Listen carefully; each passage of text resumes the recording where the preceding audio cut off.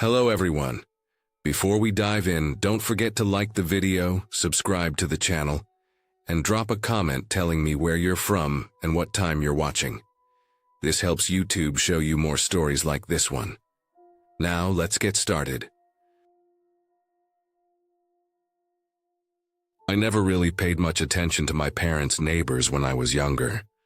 They were just the people next door, loud, obnoxious, and always angry about something. But over the years, the things they did started to feel less like normal bad neighbor behavior, and more like something darker, something that settled into your stomach and stayed there. My parents have lived in that house for more than 25 years. It's a quiet neighborhood, the kind where people trim their lawns every Sunday morning and wave at each other when driving by. Most of the houses look the same: brick fronts, clean driveways, flower beds, and those little decorative flags that old people seem to love. Everything is supposed to be peaceful, but the peace on our street ends at my parents' driveway. It started with the honking. Every morning at 6:30, without fail, the neighbor's wife would sit in her car and lay on the horn until her kids came out. Not a quick tap, not even a few short honks. She'd hold it down for several seconds at a time, like she was trying to wake up the entire neighborhood. It was the kind of sound that made you clench your teeth and stare at the ceiling, hoping she'd stop. My mom, being the kind and patient person she is, finally went over one morning to ask if they could please, just maybe, refrain from doing that. That was her mistake. From that day on, it was like my parents had made an enemy. The honking didn't stop. It got worse. They started doing it every time they pulled out of the driveway. Long, blaring honks over and over again. Sometimes in the middle of the afternoon, sometimes at night. If my dad was outside mowing the lawn, they'd wait until he was close to the street and then honk, loud enough to make him jump. It was childish, ridiculous, but there was this spiteful energy to it that made your skin crawl. Like they weren't just trying to be annoying. They wanted to make sure we knew we couldn't do anything about it. Then came the garden. My mom's garden has been in the same spot for as long as I can remember. Neat rows of tomatoes, peppers, and flowers she planted every spring. She takes care of it more carefully than anything else. One day, the neighbor accused her of planting it on their property. My mom laughed at first, thinking it was just another complaint. But the next day, a man with a clipboard and measuring tape showed up. A land surveyor. The neighbors had actually hired someone to mark the property lines. My parents watched from the porch as he walked the yard, marking spots with little orange flags. When he was done, he told them the garden was 4 inches and over the line. My mom offered to move it, but before she could, the neighbor came out screaming across the yard, waving her arms like she'd caught a criminal. The next morning, there was a thick neon orange line spray-painted across the grass, running between the 2 yards like a wound. It was ugly, impossible to ignore. The woman didn't stop there. She dug up the part of the garden that was over the line, tore out the plants, and put a little metal fence right through the middle of it. Then she dragged her trash bins over and lined them up right on that spot. It made no sense. It was the farthest corner of her yard from the street, completely inconvenient. But she did it anyway, as if she just wanted my parents to see her garbage every day. What made it worse was that our neighborhood had rules. You weren't supposed to put up fences or permanent structures without permission from the civic association. My parents mentioned that to her once, but she ignored them. My mom wrote a letter to the association, but nothing came of it. They probably didn't want to get involved. No one ever does. People like her make sure of that. Then came the accusations. She started saying my parents were putting dog poop in her yard. The thing is, my parents don't even have a dog. They haven't had one in years. The only dogs on that side of the street are hers. 3 little wiener dogs that bark constantly, but never leave the property. She doesn't walk them. They just go outside in the yard and do their business there. But she convinced herself that my mom was collecting dog poop from somewhere else and throwing it over the fence. One day she marched up to their front door and started screaming. My dad answered because my mom didn't even want to deal with it anymore.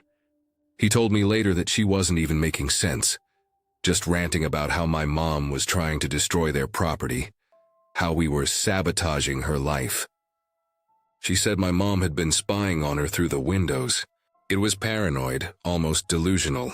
After that, my parents started keeping the blinds closed on that side of the house. I visited a few weeks later and saw the line for the first time myself. It was still there, a bright scar across the grass, half faded but still visible. The garbage bins were lined up on our side of it, practically touching the fence.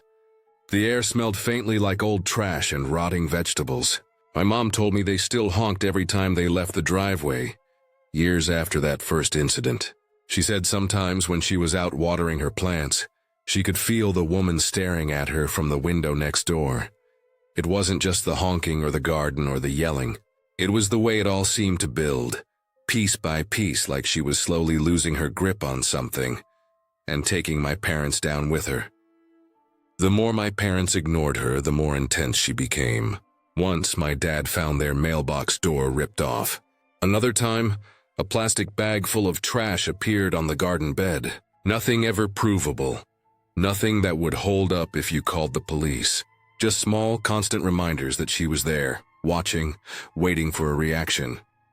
A few months ago, my parents finally decided to install a camera facing the yard. They didn't tell anyone, didn't even mount it somewhere obvious. Within 2 days, the honking stopped. The trash bins were moved back to her side. The line across the grass was still there, faint but fading with rain and time. But she stopped making new marks. She still doesn't speak to my parents, and they don't speak to her. The house feels quieter now, almost unnaturally so. Sometimes when I visit, I stand in the backyard and look toward her house. The blinds are always closed, even during the day. Her car still sits in the driveway, but I rarely see her leave anymore. The air feels heavy, like the space between the two houses is holding its breath. The line in the grass is almost gone now, but the feeling of it, that invisible boundary, that bitterness, still hangs there. It's strange how people can live so close together and hate each other so much. I used to think the honking was the worst part, but it wasn't. The worst part is how easily someone can decide to make your life miserable for no reason at all, and how powerless you feel when they do.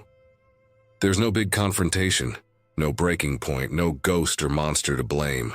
Just people, ordinary, real people, who choose to be cruel, and you have to live beside them, pretending everything's normal, waiting for the next honk that may never come.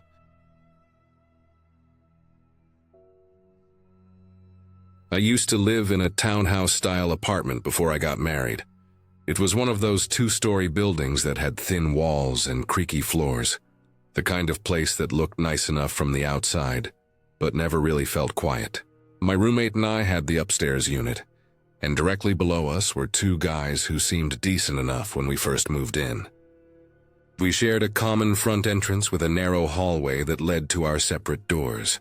The air in that hallway always smelled faintly like damp carpet and takeout food, and every sound carried through it, the click of shoes, the slam of doors, the muffled music from someone's speakers. At first, everything was fine. We said polite hellos, kept to ourselves, and went about our lives. Then one of the guys downstairs got a girlfriend.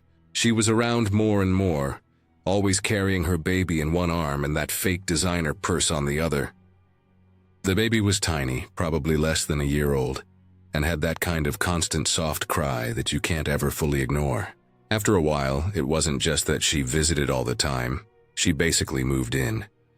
And when she came, she brought this little terrier dog that was yappy and anxious, the kind that never stopped barking whenever someone came through the shared entrance. We weren't even supposed to have pets in the building. It was clearly written in the lease. I remember thinking it wasn't worth complaining about, but soon that little dog started leaving piles of poop in the common entrance. Sometimes it would be right in front of the stairs, like it had been waiting there on purpose. The smell hit you the second you walked in. The girlfriend never picked it up, not once. She would just walk past it like it wasn't there.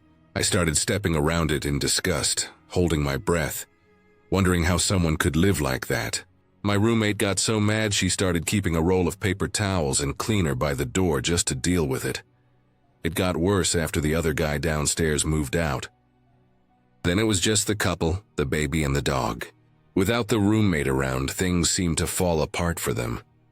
Every night we could hear them fighting through the walls, her shrill voice echoing up through the vents, him trying to stay calm but eventually shouting back.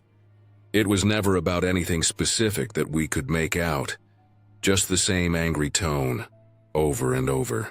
The baby would start crying in the middle of it, and sometimes it sounded like the screaming and the crying were part of the same awful rhythm that filled the air. I used to put on my headphones just to drown it out, but even then I could feel the vibrations in the floorboards. She didn't work, as far as I could tell. She was always home. I'd see her through the narrow window next to their door, pacing around with the baby on her hip, hair messy, yelling at someone on her phone. She always looked tired, like she hadn't slept in days. If we so much as shut a door too loudly upstairs, she would come storming out and start yelling up the stairs. Once I dropped my laundry basket by accident, and within seconds she was in the hallway, shouting that we were going to wake up her baby. The walls were thin, sure, but she acted like we were slamming hammers against the floor. After a while, my roommate and I started tiptoeing around the apartment just to avoid setting her off. The guy downstairs seemed nice enough. He'd give a little wave if we passed in the parking lot, kind of embarrassed, like he knew how she was. He always had dark circles under his eyes, like he hadn't slept in weeks.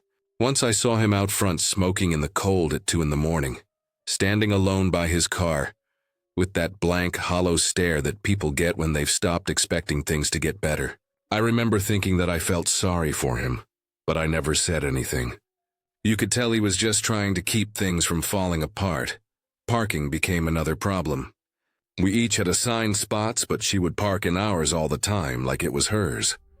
At first, we'd leave polite notes under the wiper, but that only made things worse.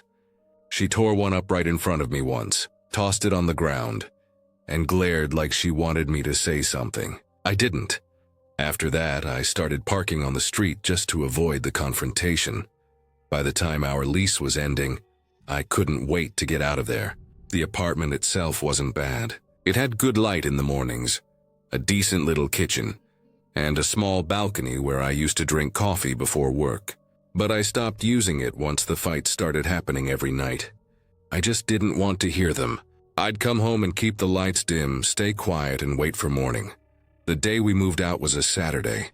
It was hot, the kind of heat that makes the walls sweat. We started early, carrying boxes down the narrow stairs and stacking them in the truck. We were careful not to make too much noise, but you can only do so much when you're moving furniture. At one point, we bumped the wall trying to get the couch around the corner, and before we could even set it down, her door flew open. She came out screaming, red-faced, hair sticking up, the dog barking at her feet. I couldn't even make out what she was saying, just this stream of anger that filled the hall. I remember the baby crying behind her, and that sound mixed with the dog barking made my stomach twist. We just kept moving.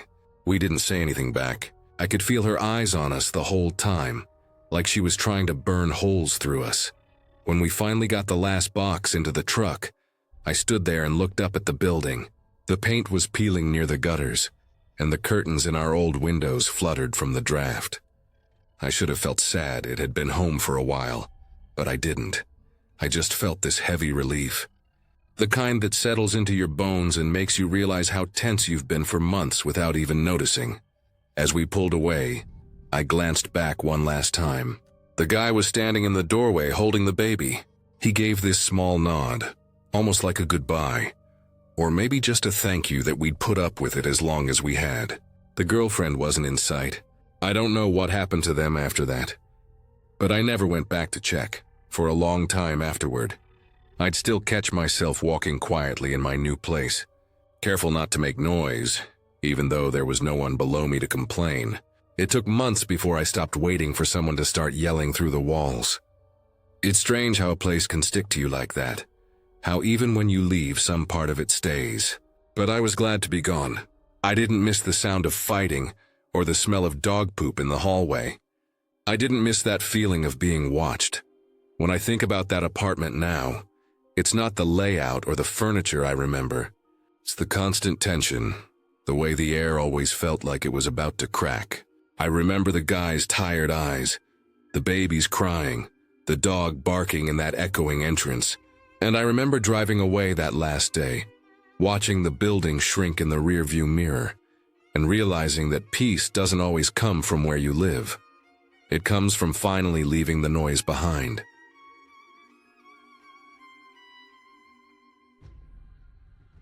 The house next to ours always felt wrong, even before I was old enough to understand what wrong meant. It sat close enough that if I leaned over our fence, I could almost touch the peeling paint on its back porch. The grass was always too long, sometimes yellowed, sometimes overgrown with weeds that curled around the porch steps. The windows had this cloudy film over them, like no one had ever cleaned them, and even when new people moved in, it somehow still looked abandoned. It was the kind of house you didn't make eye contact with when you walked by. When I was about 10, that house caught on fire. It was the middle of summer, dry heat sticking to everything, and I remember sitting in our living room when I heard sirens, loud and close. By the time we got outside, there were orange flames curling out of the top windows, thick black smoke spilling into the sky. My mom pulled me back from the fence while the firefighters broke in through the front door. The teenage boys who lived there stood out front barefoot, watching it burn. One of them had a lighter in his hand. Later I heard someone say they'd been burning pennies, trying to melt them just to see what would happen. That house sat empty for a long time after that, with its windows boarded up and the black streaks of smoke still staining the top floor. A couple of years passed before someone finally bought it. A group of adults moved in, 3 men and 1 woman. They didn't say hello, didn't wave, didn't even look over when we tried to be friendly at first. They just started fixing up the place in this strange, half-hearted way, hammering at odd hours, dragging things in and out of the garage, but the house never looked any better. Their cars were always parked crooked on the curb, old sedans with dents and dirt all over them. I remember the smell too. A sour, musty, almost metallic smell that carried over the fence sometimes, especially in the evening. I was 12 when I first saw the puppies. 6 of them, all tiny pit bulls trotting around the yard in this uncoordinated, clumsy way that made them look like toys brought to life.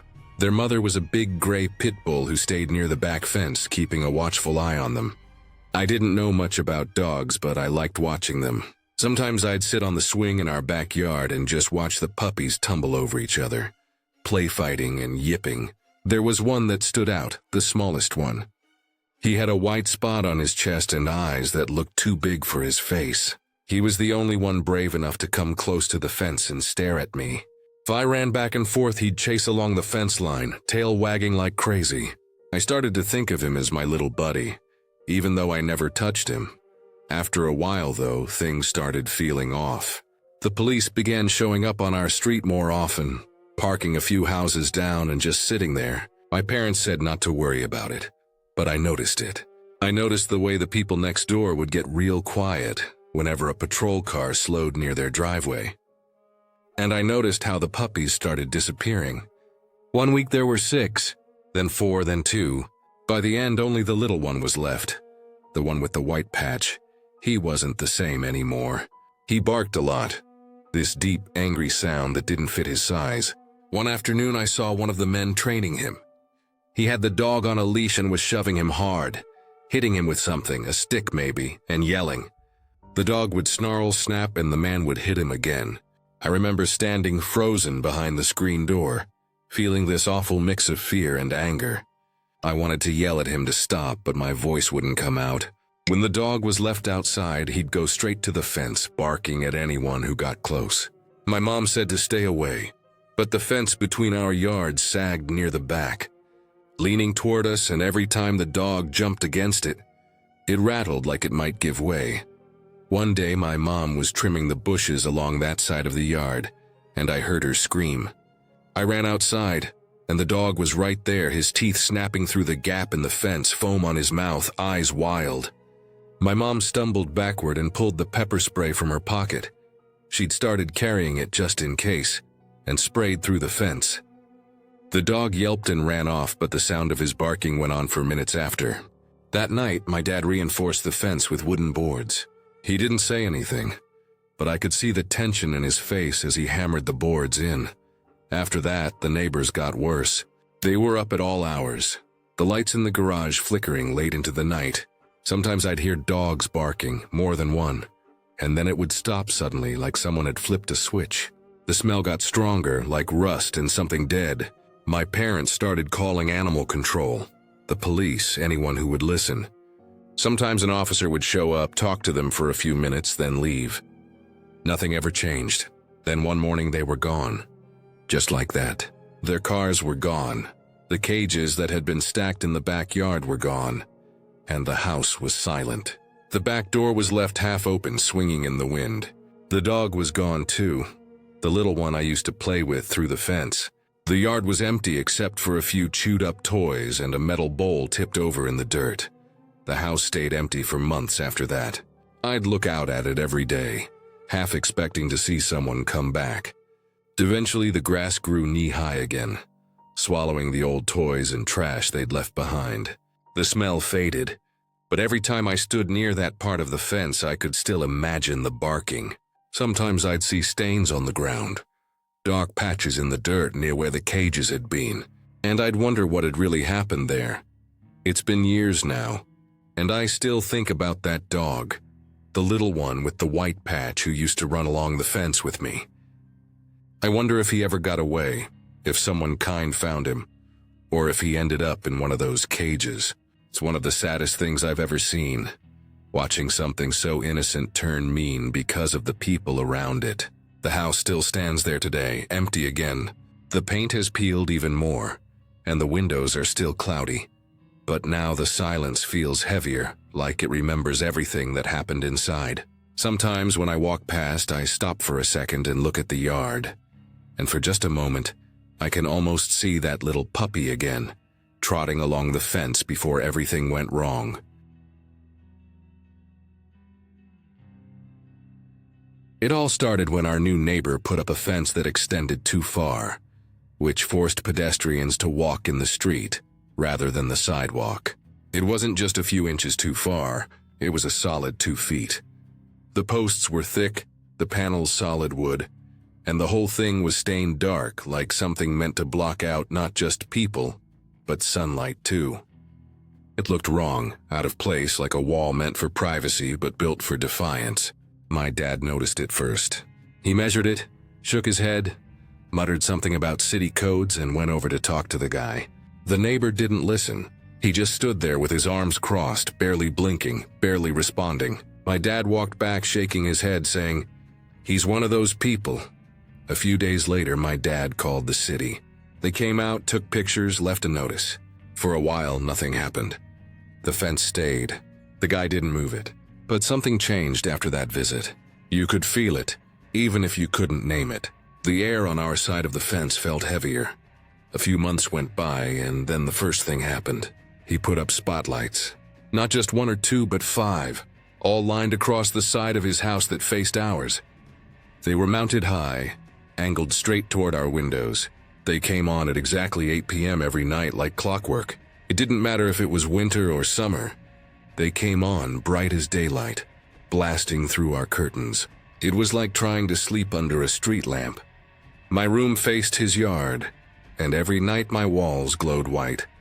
My dad tried blackout curtains, taping them to the frame, even putting cardboard over the windows. But the light still leaked in around the edges. We thought maybe it was an accident, or maybe he didn't realize how bright they were. But then we saw he'd installed a timer box on the wall, locked shut. He knew exactly what he was doing. The city wouldn't do anything. They said he had a right to light his property. As long as it's not flashing or obstructing traffic, they said. It didn't stop there. A few months later, we started hearing this strange bell sound at random times of the day. At first, we thought it was a nearby school or maybe a church, but it didn't make sense. It rang at 6 a.m., then 10:14 p.m., then 2 in the afternoon. We finally figured it out one weekend when my dad was mowing the lawn and heard the bell go off while the neighbor was standing outside, phone in hand. Every time his phone rang, the bell did too. It wasn't a small bell either. It was loud, sharp, the kind of sound that cuts through walls. He'd bolted a full-sized school bell onto the back of his house, right where our yard met his. My mom started getting headaches. I couldn't study in my room anymore because of the noise and the light. My dad called the city again, filed noise complaints, but nothing changed. They said it was an unconventional setup, but not technically illegal. That's when my parents started talking about selling the house. My dad said he'd had enough, that it wasn't worth the stress, but selling wasn't easy. We'd lived there for 15 years. It was the house I grew up in. Every corner had a memory, and every night that stupid light erased another piece of it. When we finally listed the house, that's when he did the last thing. There was a garage at the edge of our property, built decades before either of us had moved there. The property line ran right through it. Technically, the half that faced the street belonged to him, and the back half was ours. It was old, cracked concrete and chipped paint, nothing special. But one morning we woke up to see it painted neon pink with thick green stripes. It looked like something out of a nightmare carnival. My dad nearly lost it. He called the city again, but of course they said it was his property, his right. Our real estate agent tried to be polite, but I could tell she was struggling to stay optimistic. "It's a bold color choice," she said. The first couple that came to see the house turned around before even stepping inside. After that, no one stayed long. The noise, the lights, the colors, he knew what he was doing. It took almost a year to sell. My parents dropped the price 3 times. Eventually, someone bought it. A couple who said they didn't mind a little eccentricity in the neighborhood. We moved out in the fall, boxes stacked high in the truck, everything feeling smaller than it used to. I remember looking back one last time. The fence was still there, the lights off for once, but it felt like he was watching, even if I couldn't see him. A few years later, I went back to that neighborhood. I didn't plan to. It was just a coincidence driving through the old part of town. I slowed down as I passed our old block. Almost every house looked different. New paint, new windows, fresh siding, but what really caught my eye was how similar they all looked. Same style of fence, same brand of mailbox, same security lights. Every one of them had that dark stain on the wood, that same suffocating look. I parked at the end of the street and counted. 16 of 20 houses had "for rent" signs with his company's name on them. It hit me then that none of it was random. The lights, the bell, the fence, it was all part of a plan. He wasn't just being spiteful. He was wearing people down. Every small thing he did pushed someone a little closer to leaving. He must have known how far he could go without breaking the law, how to twist the rules until people gave up. And one by one they did. Our old house was one of his rentals now. The pink and green garage was gone, repainted gray. The fence looked taller, newer. Someone else's curtains were glowing white behind those spotlights. I sat there for a while, watching the street that used to feel like home, now quiet and uniform like a row of lifeless boxes.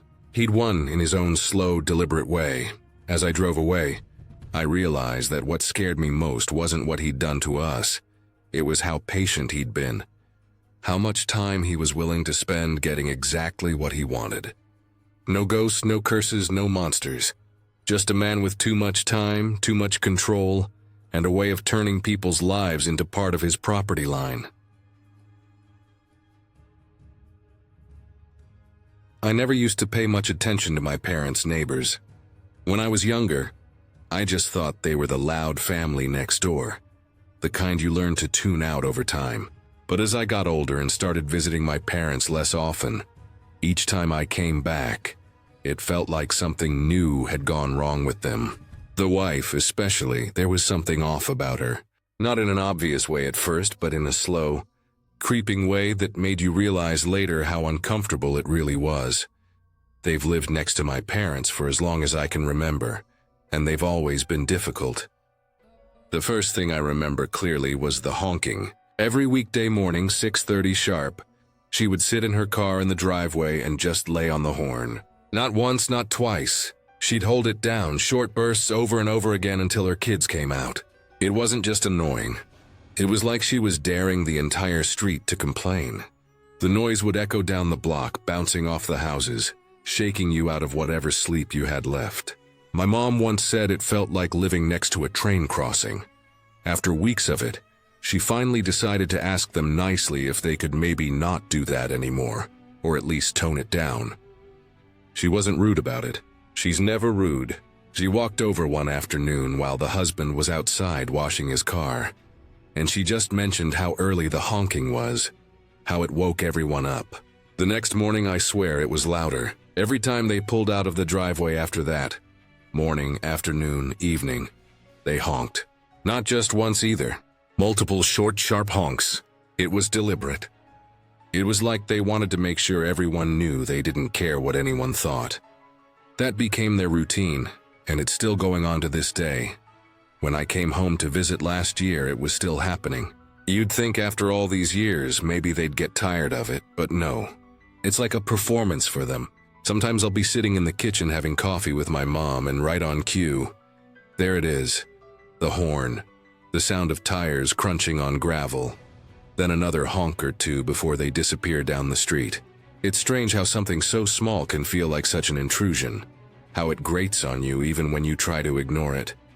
Things got worse when the wife decided my parents' garden was somehow on their property. That garden's been there for as long as my parents have lived in that house, over 25 years. My dad built the raised beds himself when I was a kid. It's where my mom spends most of her free time, planting vegetables, trimming flowers, pulling weeds. It's her peaceful place. But this woman decided one day that it was trespassing. She called a land surveyor and paid for them to come out, measure every inch of the property line. Sure enough, the garden was a few inches over. Not even half a foot, barely noticeable, but that was all she needed. The next day, she spray painted a thick neon orange line right down the yard. It looked ridiculous, like a construction zone between the two houses. Then she dug up part of the garden herself, just marched over there and started ripping out plants that had been growing for years. Tomatoes, herbs, a few flowers my mom had been tending since before I even moved out. She pulled them up like they were weeds. After that, she put up this flimsy little fence barely 2 feet high, but bright white and obvious. Then she started keeping her trash bins there right along the line she'd drawn. It didn't even make sense. Their driveway's on the opposite side of the house, but she insisted on dragging her garbage all the way around just to store it on that little strip of dirt. It wasn't convenient. It wasn't practical. It was just spite. The neighborhood has a civic association that oversees things like that. Fences, outdoor structures, anything visible from the street. You have to get approval before you put up anything, even a small one. But of course she didn't. When my parents brought it up at the next meeting, people just sort of sighed and rolled their eyes. Everyone knew what she was like. Complaints had been made before, but nothing ever came of them. It was like she thrived on pushing people just far enough that they'd give up. Then came the dog incident. One morning she stormed across the yard screaming about someone putting dog shit in her grass. My mom was completely confused. My parents don't even own a dog. They never have. But the neighbors do. 3 little wiener dogs that bark constantly and never get walked. They just let them out in the backyard and leave them there for hours. Still, she was convinced it was my mom somehow. She was shouting loud enough for the whole street to hear, accusing her of sabotage, of trying to ruin their property. My dad ended up dealing with her because my mom was shaking. He said she was impossible to talk to, just going on and on about how my mom was plotting against her, that she'd seen her lurking outside their windows. None of it made sense. He said her eyes looked wild, like she hadn't slept in days. He told her to go home and calm down, but she didn't. She just stood there screaming until she ran out of words, then stomped back across the yard muttering to herself. After that, something shifted. She stopped speaking to my parents altogether, but you could feel her watching. Every time my mom went outside to water the plants or hang laundry, she'd be there in her yard, pretending to check her mailbox or clean her car, just staring. Sometimes she'd pull her phone out like she was recording. My dad started to notice too. He said the husband wasn't much better. Always quiet, but always nearby, standing on their porch like a shadow. It's been years now. and the honking still happens. The orange spray paint faded but never got washed away. The little fence is still there, still separating that useless strip of land that she claimed, and her trash bins still sit there, lined up perfectly along it. The garden never really recovered. My mom tried to replant some of the flowers, but it's not the same. She says it feels different now, like the space has been poisoned by all the hate that seeped into it. When I visit, I can feel it too. The tension doesn't go away. You step outside, and it's like you're being watched. The air feels heavier in that corner of the yard. My parents try to act like it doesn't bother them anymore, like they've gotten used to it. But I know they haven't. You can't really get used to that kind of hostility. It lingers, quiet and stubborn, long after the shouting stops. Sometimes I think about how long they've been living next to each other. Decades of small wars over inches of dirt, over sounds, over nothing at all. It's strange how people can live side by side and let their lives become consumed by something so meaningless. But the truth is, it's not meaningless to her. It's everything. It's her reason to exist. When I pull out of my parents' driveway to head home, I always hear it behind me. Those short, sharp honks, echoing through the street like a warning. Not just a habit anymore, but a reminder. A reminder that some people don't want peace. They want to be noticed, feared, remembered. And the worst part is it works. Even after all these years, that sound still sticks in my head long after I've driven away.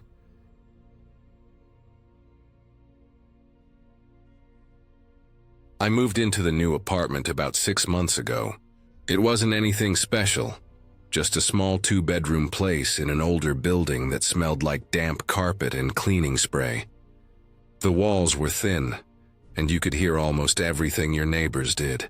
I didn't mind it much at first. I was just glad to finally have my own space, somewhere quiet to come home to after class and work. The first week there, I met the lady next door. She had 3 kids, 2 boys and a baby girl. She introduced herself one afternoon while I was carrying groceries up the stairs. She seemed friendly, talked a lot, and had this tired look in her eyes like she hadn't slept in days. I didn't think much of it. She told me her kids' names, that she was a single mom, and that she didn't have family around. I felt bad for her. After that, she'd knock on my door every so often, asking if I wanted to have a drink. I figured it wouldn't hurt to be friendly. She was nice enough, funny when she wasn't drunk, and sometimes I felt like she just needed someone to talk to. We'd sit in her living room, surrounded by toys and empty bottles, and talk about random things. Work, school, life. I noticed she always had some kind of drink in her hand, but I didn't judge. Everyone has their own ways of coping, I thought. One night she asked if I could watch her kids for an hour. She said she had to run out, that she'd be quick, and she'd pay me for the trouble. I agreed, not thinking much of it. But 1 hour turned into 4. When she came back, she was so drunk she could barely walk straight. She didn't mention the money she promised, just mumbled something and stumbled off to bed. Her kids were already asleep, so I just left quietly. I told myself it wasn't a big deal, that she probably forgot. But it happened again and again. She'd knock on my door, say she needed to run out for a bit, and I'd end up stuck with the kids for hours. She'd come home wasted every time. I stopped answering the door after a while. I was tired of being used. I didn't owe her anything, and it wasn't my job to take care of her children. A few weeks later, I came home from class and found her and a bunch of people drinking in the hallway. Loud music, laughter, smoke everywhere. She saw me and insisted I come have a drink. I should have just gone inside and locked my door, but I didn't want to start any drama. So I joined them. It was a mistake. After a couple hours, people started leaving. She didn't stop drinking, though. She was holding her baby in one arm, a bottle in the other, slurring her words and laughing at nothing. Then, out of nowhere, she leaned forward and threw up all over the floor. She almost dropped the baby. I grabbed the little girl before she hit the ground, and the mom just collapsed. I couldn't wake her up. The kids were crying, so I calmed them down, made them some sandwiches from her fridge, put them to bed, and left. It became a pattern. Every week there was some kind of chaos next door. Sometimes she'd leave her kids home alone. I'd hear them crying through the wall, Little knocks on my door, tiny voices asking if I had any food. I couldn't ignore them. They were just kids. The oldest was only 8.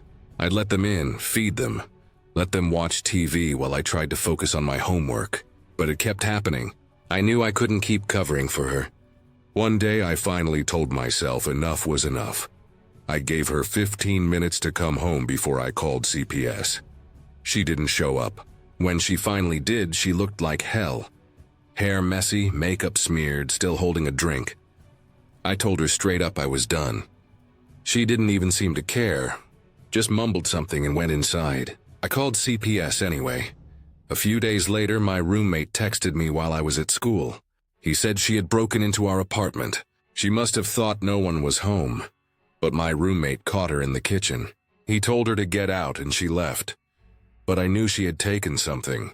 I checked my room when I got home, and sure enough, some money I'd been saving was gone.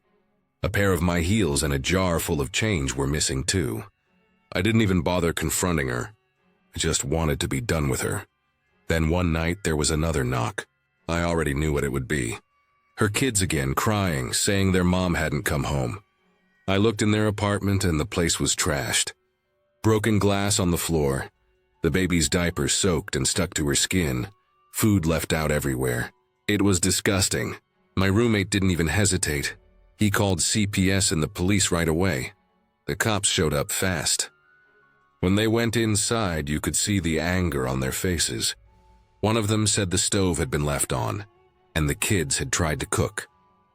It could have gone up in flames. They took statements from me and my roommate while we waited for her to show up. When she finally did, she was stumbling, yelling, still drunk.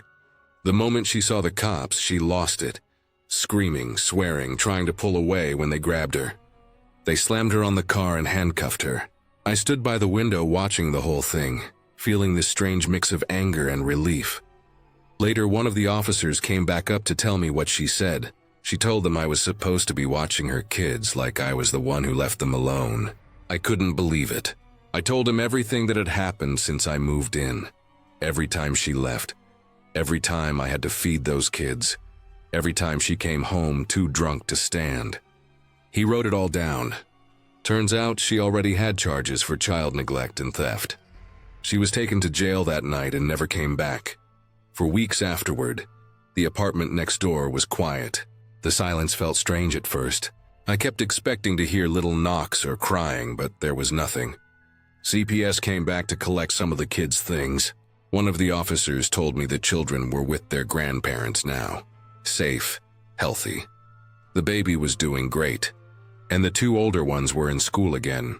It's been months since then, but I still think about them sometimes. About how scared they looked when they knocked on my door. About how their mother just threw her life away. That apartment feels lighter now, but part of me still listens for sounds from the other side of the wall.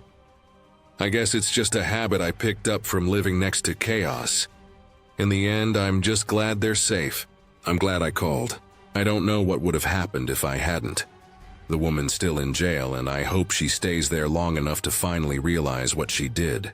I don't wish her harm. I just wish she had loved those kids the way they deserved. Now, every time I see their grandparents bring them by to pick up mail or old toys, they look happier, cleaner, like kids should look. That's enough for me. That's what matters.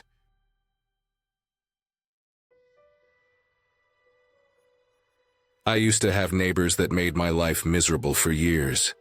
They lived directly behind me, and from the day they moved in, I could tell something was off about them. The first thing I noticed was how loud they were. Music blasting at all hours, shouting matches spilling out of their house, cars pulling in and out at random times of the night. But what really started to drive me insane was the trash. It began small. A plastic bottle or a fast food bag showing up in my backyard once in a while. At first I thought it was just the wind carrying it over. But then I started noticing things that couldn't have just blown in. A half-torn stuffed animal, a bag of old food, even what looked like used diapers. They were throwing their trash over their back fence directly into my yard. It was disgusting. Every time I went out to mow the lawn or get something from the shed, I'd find new piles of garbage sitting there like a gift from hell. I started throwing it all back over the fence thinking they'd get the message. But it didn't stop. The next day, the same junk would show up again. Sometimes it was even the same stuff I'd just tossed back. I'd find the same crushed soda can, the same ripped magazine pages, even the same plastic grocery bag filled with who knows what. It was like they were mocking me. The worst part was their teenage son. He must have been around 17 or 18, always out in the driveway working on his beat-up car. He'd blast music so loud my windows would shake. It was this deep thumping bass that rattled through my walls from morning till night. He'd be out there shirtless, sweating, revving the engine, laughing with his friends, tossing cigarette butts into the street. I'd watch from my window, jaw clenched, trying not to lose it.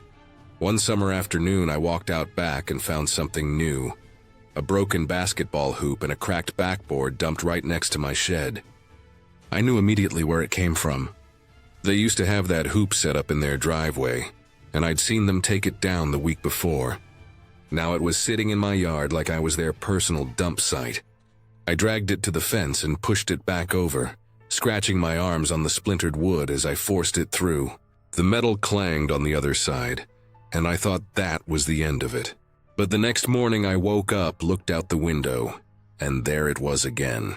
The same hoop, the same backboard. Back in my yard, I felt something snap in me that day. I hauled it back over again, this time throwing it harder so it landed with a loud crash. I didn't care if they heard. I wanted them to. But 2 days later I came home from work, looked out back, and there it was again, sitting in the same exact spot near my shed, as if it had never moved. I couldn't understand it. Did they sneak over at night?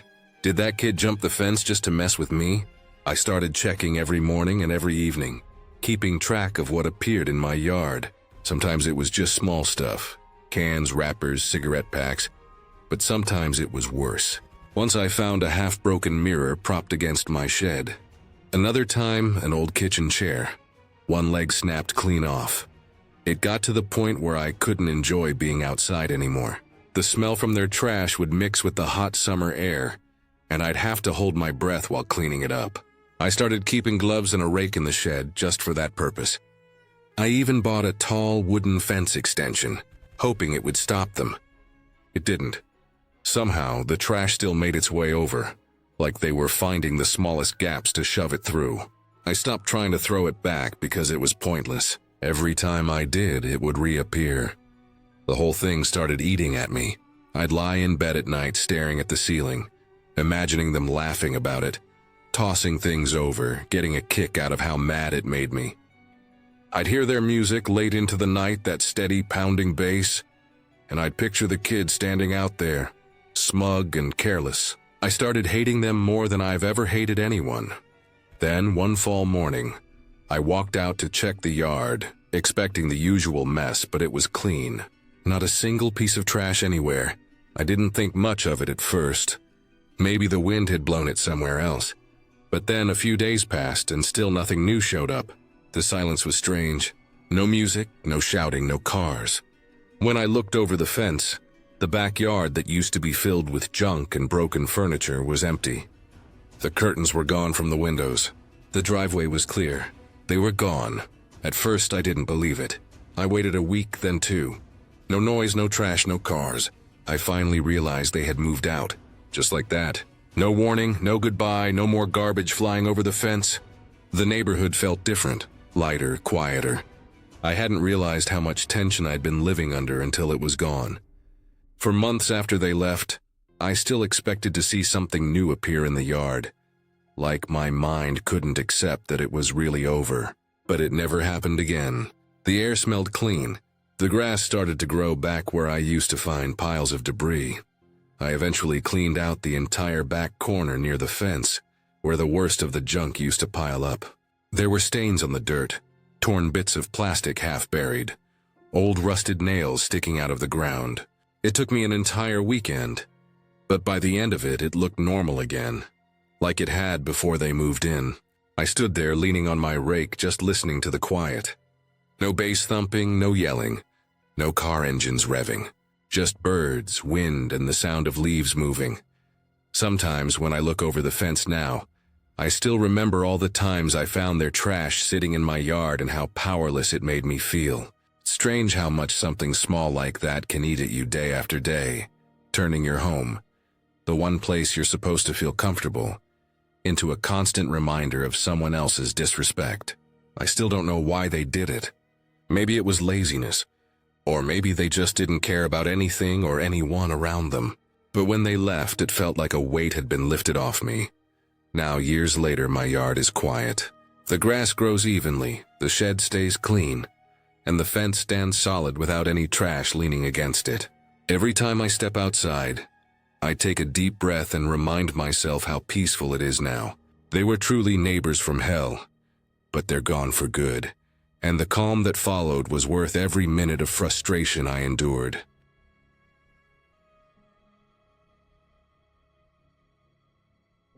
I used to live next door to a guy named Stink. That wasn't his real name, obviously, but that's what everyone called him, and he seemed to wear it proudly. I never asked why people called him that, and I never really wanted to know. He lived in the rundown one-story house next to ours, with paint peeling off the siding, and a front yard full of empty beer bottles, old furniture, and a broken-down car that never moved. Everyone in the neighborhood knew what he did. He dealt meth. It wasn't exactly a secret. People came and went at all hours of the day and night, usually looking jittery or half asleep, sometimes both. But even with all that, he wasn't like the other people I imagined in that kind of world. Stink was friendly in a weird way, protective even. My roommate and I were both young women, new to the area, broke, and honestly too naive for our own good. Wasn't the safest neighborhood, but the rent was cheap. The first time we met him, he was sitting shirtless on his porch in the summer heat, smoking a cigarette and talking to some guy with a face full of tattoos. He nodded at us, asked if we were the new girls, and then told us if anyone ever messed with us, we should tell them that Stink would be looking for them. I laughed it off at first, thinking it was just talk, but later I realized he meant it. And people seemed to know it. After that, nobody bothered us. I walked home from work at night sometimes, and even though the street was full of sketchy types, nobody ever came too close. People would stare, then glance toward Stink's house and turn away. I started feeling oddly safe, which was strange considering I lived next to a man who sold meth for a living. Stink had this ritual that I'll never forget. Usually around 3 in the morning, I'd wake up to this sound coming from outside. It was his voice, loud, ragged, and full of something that felt both grateful and desperate at the same time. He'd stand in the middle of the street, arms stretched wide toward the sky, and yell, "Thank you, God, for everything you have given me. Thank you, Lord Jesus," over and over again.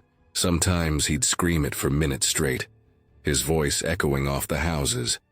Dogs barking, lights flicking on in irritation up and down the block. But nobody said anything. Nobody told him to stop. People just accepted that it was Stink's thing. It freaked me out the first few times, but after a while it became part of the background of my life there, like the sound of trains in the distance or sirens on the highway. Sometimes I'd watch him from the window, standing barefoot on the cracked pavement, the streetlights painting his face in this pale yellow glow. He looked wild but somehow peaceful, like he was having a private conversation with something only he could see. Then there were his parties. They were loud, chaotic, and seemed to come out of nowhere. Music blaring so hard the walls in our house would shake. Cars lining the street. Strangers stumbling around outside, people shouting, laughing, fighting, and making up again all within the same hour. Once I saw a guy pass out on the hood of a car while someone else spray painted over the windows. Sometimes the cops would show up, but they never stayed long. They'd talk to Stink, shake their heads, and drive away. I didn't understand how he managed that, but I didn't ask questions. Nobody did. One night, there was another one of those parties. It was louder than usual, and it didn't stop when the sun came up. I could smell smoke, not from a fire, but from cigarettes and weed and maybe something stronger. Around 6 in the morning, when the noise finally started to die down, I peeked outside. People were still sitting on his porch, some crying, some just staring blankly. The music had stopped, and there was this heavy, Weird silence that didn't fit the usual aftermath of a party.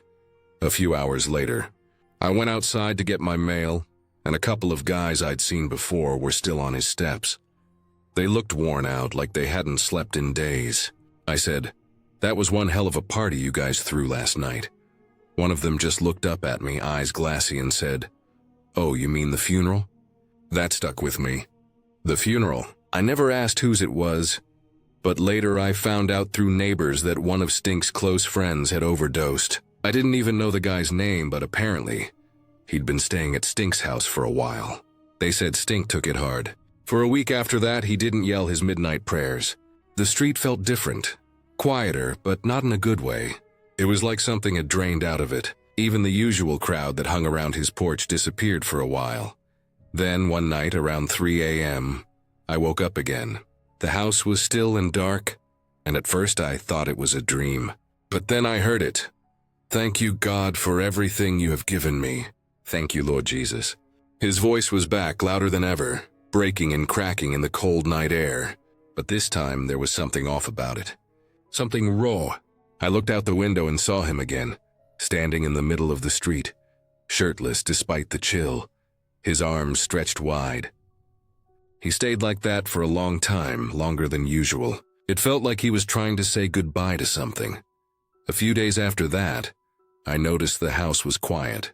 No people coming and going. No music, no shouting, no Stink. His car was still out front, the one that never moved, but the porch was empty. Days turned into weeks and still nothing. Then one morning, I saw a moving truck pull up. Two guys went inside and started carrying out furniture, boxes, and trash bags full of who knows what. I asked one of them if Stink was moving. The guy just said, "Nah, the bank took it back," and kept working. That night, I stood on my porch and looked over at his house. It was dark, silent, and for the first time I realized how much space he'd taken up in that neighborhood. For all his chaos, his madness, his strange mix of danger and kindness, Stink had made us feel safe in a way that didn't make sense. The street felt emptier without him, and somehow more exposed. A new family moved in a few months later. Nice people. Quiet. They cleaned up the yard, repainted the walls, made the place look alive again. But sometimes, late at night, I'd catch myself waking up at 3 a.m., listening for the sound of someone shouting thanks to God from the middle of the street. It never came back, but I'd still lie there, staring at the ceiling, remembering the strange man who lived next door, the friendly meth dealer who watched over us, screamed into the night, and through funerals that felt like celebrations of survival.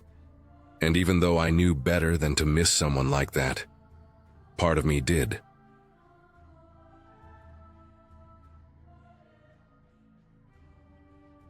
I grew up in a rough neighborhood, the kind of place where you learn early to mind your business, keep your head down, and know who's who.